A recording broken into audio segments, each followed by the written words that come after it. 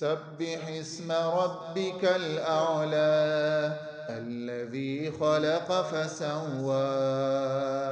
والذي قدر فهدى والذي أخرج المرعى فجعله غثاء أحوى سنقرئك فلا تنسى إلا ما شاء الله إنه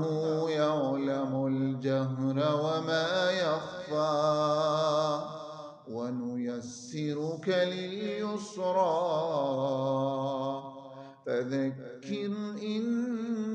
نفعت الذكرى سيذكر من يخشى ويتجنبها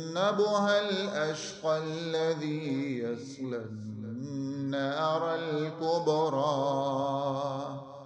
ثم لا يموت فيها ولا يحيا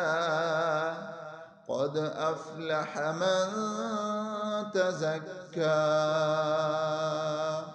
وذكر اسم ربه فصلى بل تؤثرون الحياة الدنيا والآخرة خير وأبقى